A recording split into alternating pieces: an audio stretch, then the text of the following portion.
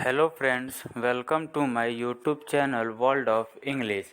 आज हम लोग इस वीडियो में देखेंगे सिंपल प्रेजेंट टेंस के टॉप 25 एग्जाम्पल्स। यानी फ्रेंड्स, सिंपल प्रेजेंट टेंस जो होते हैं उसको बनाने के कुछ नियम होते हैं और उसको पहचानने के भी कुछ तरीके होते हैं। तो मैं आप लोगों को इस वीडियो में बताऊंगा कि उनको कैसे पहचाना जा सकता है और उनको बनाने के कुछ नियम क्या हैं। तो चलिए फ्रेंड्स, शुरू करते हैं। अगर इससे पहले आप चैनल पर नए हैं तो चैनल को लाइक, कमेंट, शेयर और सब्सक्राइब कर दीजिए। अगर बात करें सिंपल प्रेजेंट टेंस को पहचानने का तरीका क्या है, तो जिस हिंदी वाक्य के अंत में ता है, ती है, ते है, ता हूँ या ती हूँ हो, तो वो वाक्य जो है वो सिंपल प्रेजेंट टेंस के अंदर आता है। और इसको बनाने का कुछ नियम होता है। फ्रेंड्स, सेंटेंस होते हैं अगर देखा जाए तो तीन तरह के, मतलब एक हो गया पॉजिटिव, और हो गया निगेटिव, और हो गया इंट्रोगेटिव। और वैसे WH भी होते हैं, तो जो मेन होते हैं वो होते हैं तीन। तो अगर बात करें हम लोग पॉजिटिव की, तो इसकी जो है रूल है सब्जेक्ट प्लस V1 में S या ES जुड़ जाता है प्लस ऑब्जेक्ट। मैं आप लोगों को आगे बताऊंगा कि S या ES कहाँ जुड़ता है और कहाँ नहीं जुड़ता है। तो फर्स्ट एग्जांपल है, वह फुटबॉल खेलना पसंद करता है। यहाँ पर इसका इंग्लिश बनेगा he loves to play football. सबसे पहले आप लोगों को पहचानना है कि ये सेंटेंस जो है ये किस टेंस में है। तो ये जो है सिंपल प्रेजेंट टेंस में है।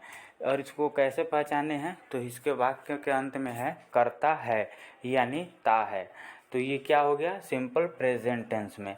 और अगर इसको जब हम लोग ट्रांसलेट करेंगे तो इसको जो है ये रूल जो लिखा हुआ है सब्जेक्ट प्लस V1 S या ES प्लस ऑब्जेक्ट, इस पर ये बनेगा। तो देखिए, सब्जेक्ट जो है वो ही हो गया यहाँ पे, और वर्ब जो हो गया लव्स हो गया, और टू प्ले फुटबॉल। सब्जेक्ट वो होता है जो सेंटेंस में कार्य करता है, और वर्ब का मतलब हो गया क्रिया। तो फ्रेंड्स, यहाँ पर सब्जेक्ट की अगर बात करें तो ही हो गया, और अगर यहाँ पर क्रिया की बात करें तो वो हो गया पसंद करना, तो उसका मतलब होता है लव। लेकिन यहाँ पर एस इसलिए लगा है क्योंकि फ्रेंड्स, अगर एक इंसान की बात हो या फिर अगर एक चीज़ की बात हो तो उसके लिए हम लोग वर्ब में एस या ES जोड़ देते हैं। अगर कहीं पर एक से ज़्यादा इंसान की या फिर एक से ज़्यादा वस्तुएं या चीज़ की बात हो तो वहाँ पर हम लोग एस या ES नहीं लगाते हैं, वर्ब को वैसे ही रहने देते हैं। तो यहाँ पर क्या हो जाएगा, he loves to play football.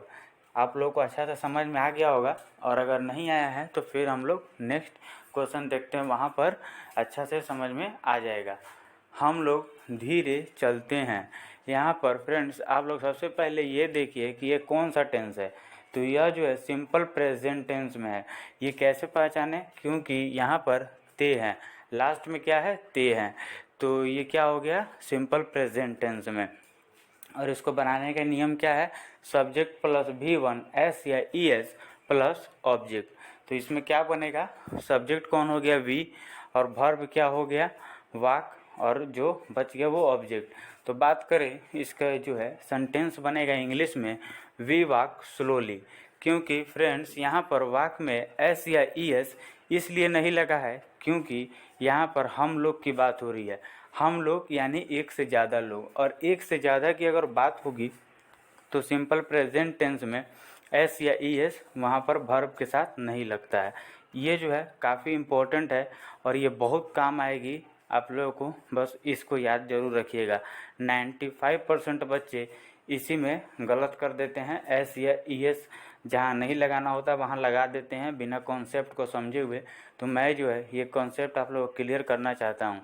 ये काफ़ी इम्पोर्टेंट है, ट्रांसलेट तो कोई भी करना सिखा देता है, लेकिन ये जो है S या ES कहाँ पर लगेगा और नहीं लगेगा ये काफ़ी इम्पोर्टेंट है। नेक्स्ट है, वह दिल्ली जाता है, he goes to Delhi. Friends, अगर किसी से भी आप पूछिएगा वह दिल्ली जाता है, इसका ट्रांसलेशन बनाओ, तो 100% बच्चा जो है सही बनाएगा, ही गोज़ टू दिल्ली। पर अगर आप जब उनसे ये पूछिएगा यहाँ पर गो आया है, गोज क्यों नहीं, गोज आया, गो क्यों नहीं आएगा, तो वो इसका एक्सप्लेनेशन शायद नहीं कर पाएंगे। लेकिन अगर आप लोगों से कोई पूछे कि यहाँ पर गो क्यों नहीं आएगा, तो आप लोग उनको बता सकते हैं यहाँ पर सब्जेक्ट जो है, वहाँ सब्जेक्ट में एक इंसान की बात हो रही है या एक चीज़ की बात हो रही है, यानी सिंगुलर है, तो वहाँ पर हम लोग वर्ब में एस या ई एस लगाते हैं। और जहाँ पर एक इंसान से ज़्यादा की बात होगी वहाँ पर हम लोग सब्जेक्ट में वर्ब में एस या ई एस नहीं लगाते हैं। नेक्स्ट है, वह रात को दूध पीता है, he drinks milk at night. ये जो है अब आप लोगों को समझ में आ गया होगा। यहाँ पर देख लीजिए, ही जो है वो एक इंसान की बात हो रही है, इसलिए वर्ब में एस या ई एस जुड़ गया है। नेक्स्ट है, अब आते हैं फ्रेंड्स हम लोग हेल्पिंग वर्ब पे। ये जो हेल्पिंग वर्ब होता है सिंपल प्रेजेंट टेंस में, इसमें डू या डज होता है। सिंपल प्रेजेंट टेंस का हेल्पिंग वर्ब अगर आपसे कोई पूछे तो वो कौन होता है, तो वो होता है डू या डज। इसी तरह हर टेंस में अलग अलग हेल्पिंग वर्ब होते हैं, पर जितना आपको मैं अभी पढ़ा रहा हूँ, समझा रहा हूँ, बस आप लोग उतना याद रखिएगा। सिंपल प्रेजेंट में जो हेल्पिंग वर्ब होता है वो होता है डू और डज बस। और हम लोग आगे देखते हैं, और इसको जो है आप लोग एग्जाम्पल से ज़्यादा अच्छे से समझ में आ सकता है। जैसे यहाँ पर दिया हुआ है वह स्कूल नहीं जाता है, ये क्या है, निगेटिव सेंटेंस है। और निगेटिव को बनाने का भी कुछ फॉर्मूला होता है, बस फॉर्मूला में कुछ ज़्यादा चेंज नहीं होता है, बस नॉट लग जाता है वहाँ पे हेल्पिंग वर्ब के बाद। सब्जेक्ट के बाद हेल्पिंग वर्ब आएगा डू या डज, और उसके बाद नॉट लग जाता है। बाकी जो है सब कुछ सेम रहेगा। हाँ, लेकिन एक चीज़ यहाँ पर और है कि यहाँ पर V1 ही आएगा और V1 के बाद ऑब्जेक्ट। ये बात आप लोग हमेशा याद रखिएगा और नोट कर लीजिएगा कि अगर हेल्पिंग वर्ब आ गया डू या डज, तो उसके बाद वर्ब में या फिर एक इंसान की बात हो रही हो या फिर 5 इंसान की बात हो रही है, कितने भी चीज़ की बात हो रही हो, वहाँ पर वर्ब 1 में एस या ई एस फिर नहीं आएगा। अगर डू या डज में से कोई एक आ गया तो उसके बाद वर्ब 1 ही आएगा हमेशा। बस ये इम्पोर्टेंट था समझाना। 95% टीचर जो है यही नहीं समझा पाते हैं, बस यही काफ़ी इम्पोर्टेंट था कि यहाँ पर डू या डज के बाद जो है सब्जेक्ट के बाद वो हमेशा V1 ही आएगा। जैसे वह स्कूल नहीं जाता है, तो यहाँ पर सब्जेक्ट क्या हो गया, ही, उसके बाद डू या डज। फ्रेंड्स बस आप लोग इतना याद रखिएगा, डज जो होता है वो एक इंसान के लिए आता है या फिर एक चीज़ के लिए, सिंगुलर के लिए, और डू जो होता है वो प्लूरल के लिए आता है या एक से ज़्यादा के लिए। तो he does not go to school. इसको समझ में आ गया फ्रेंड्स आप लोगों को। नेक्स्ट एग्जांपल देखते हैं। अब मतलब फ्रेंड्स इंट्रोगेटिव सेंटेंस की भी बात कर ले। इंट्रोगेटिव सेंटेंस में ज़्यादा कुछ होता नहीं। इंट्रोगेटिव सेंटेंस का मतलब वो हो गया जिसमें आप कोई क्वेश्चन पूछते हैं। और इंट्रोगेटिव सेंटेंस के अगर फॉर्मूला की बात करें तो वो उसमें जो हेल्पिंग वर्ब होता है वो सबसे आगे आ जाता है, डू या डज प्लस सब्जेक्ट, और उसके बाद V1 प्लस ऑब्जेक्ट, और लास्ट में क्वेश्चन मार्क होता है। तो ये जो है काफ़ी आसान है, इसको बस आप लोग इतना याद रखिएगा कि हेल्पिंग वर्ब जो है वो सबसे आगे आ जाता है। नेक्स्ट है, क्या वह बाज़ार जाता है।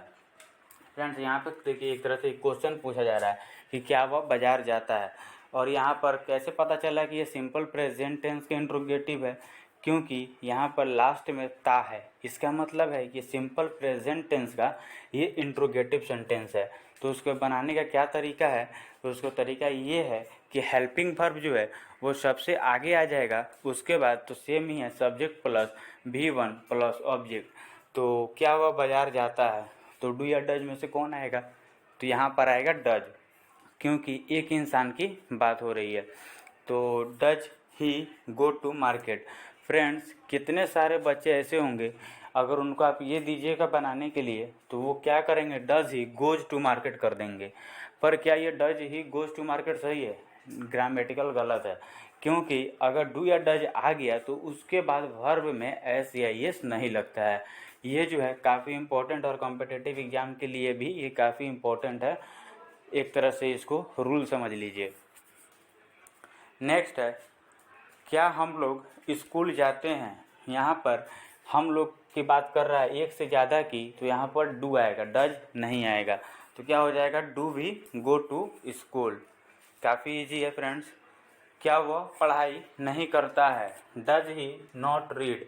बस आप लोगों को करना कुछ नहीं, लास्ट में क्वेश्चन मार्क लगा देना है, बाकी तो हेल्पिंग वर्ब आगे आ ही जाता है। वे लोग यहाँ आते हैं तो दे कम हेयर। वे लोग का हिंदी क्या होता है, इंग्लिश क्या होता है, दे। तो दे एक से ज़्यादा की है तो कम हेयर। बस ये जितने भी एग्जाम्पल हैं ये अभी मिक्स हैं, पॉजिटिव, नेगेटिव और इंट्रोगेटिव। दिनेश और सुरेश बाज़ार जाना पसंद करते हैं। फ्रेंड्स यहाँ पर देखिए, ये तो सबसे पहला पॉजिटिव है और एक इंसान से ज़्यादा की बात हो रही है। तो फॉर्मूला क्या है, सब्जेक्ट प्लस V1 S या ES प्लस ऑब्जेक्ट। तो Dinesh and Suresh like to go to the market. कहने का मतलब ये है फ्रेंड्स कि दिनेश एंड सुरेश जो है एक इंसान से ज़्यादा की बात हो रही है, तो वर्ब में S या ES फिर यहाँ पर नहीं आएगा। क्या वह नाचता है, इंट्रोगेटिव है, तो डज ही डांस, क्योंकि फ्रेंड्स यहाँ पर हेल्पिंग वर्ब जो है वो पहले आ जाएगा। वह हर रोज फुटबॉल खेलने जाता है। He goes to play football every day. Next है, वह हर रोज जल्दी सुबह उठता है। He gets up early in the morning daily. उठना का क्या होता है, गेट अप, लेकिन ही जो है वहाँ पर एक इंसान की बात हो रही है इसलिए गेट्स अप हो गया है। मेरा भाई दिल्ली रहता है। My brother lives in Delhi.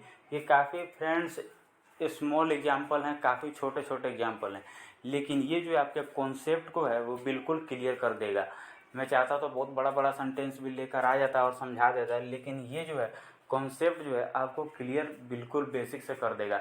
और इतना मानिए कि अगर टेंस का अगर आपको कॉन्सेप्ट अगर बेसिक क्लियर नहीं हुआ है तो फिर आप इंग्लिश ग्रामर को ज़्यादा स्ट्रॉन्ग नहीं कर सकते हैं, क्योंकि और ना ही तो फिर इंग्लिश बोलना तो भूल ही जाइए, क्योंकि ये जो है टेंस काफ़ी इंपॉर्टेंट है।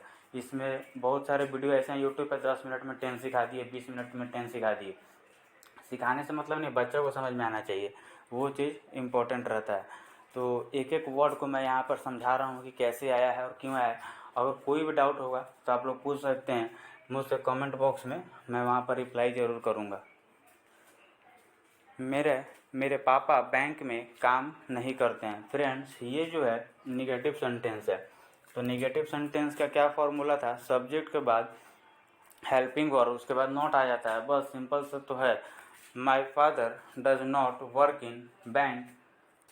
और फ्रेंड्स कितने सारे बच्चे ऐसे होंगे कि अगर आप उनको दे दीजिए my father does not work in bank और नीचे लिख दीजिए my father does not work in bank, वो नीचे वाला सही कर देंगे।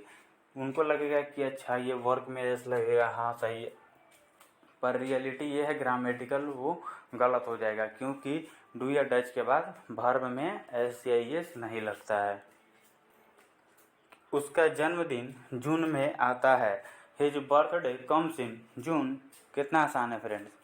दुकान कब खुलता है, when does the shop open. काफ़ी आसान और काफ़ी इम्पोर्टेंट है। मैं बाग में घूमने जाता हूँ, I go to walk in garden. काफ़ी आसान। वह रात को पानी पीता है, he drinks water in night. और ये जितने भी एग्जाम्पल हैं ये डेली यूज में भी आते हैं आपके। अगर आपको इनको बोलना हो तो आप लोग इस वीडियो को देख लिए तब बोल भी सकते हैं आप लोग, इसलिए ये सब मिलता जुलता मैं लेकर आया हूँ।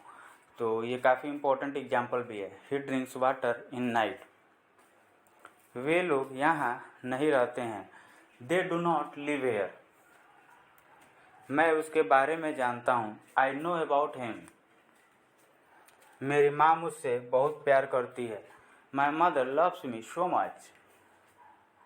नेक्स्ट है, वह हर रोज़ सुबह 6 बजे ब्रश करता है, ही ब्रशेस डेली एट 6 o'clock इन दी मॉर्निंग।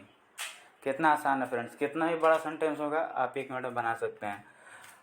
वह 2 बजे स्कूल से आता है, he comes from school eight 2 o'clock। तो फ्रेंड्स ये थे आज के टॉप 25 एग्जाम्पल्स। और आप लोग को बस इतना याद रखिएगा कि इनको पहचानते कैसे हैं। तो जिस हिंदी वाक्य के अंत में ता है, ती है, ते है, ता हूँ, ती हूँ, हो, तो वो वाक्य जो है सिंपल प्रेजेंट टेंस में आता है।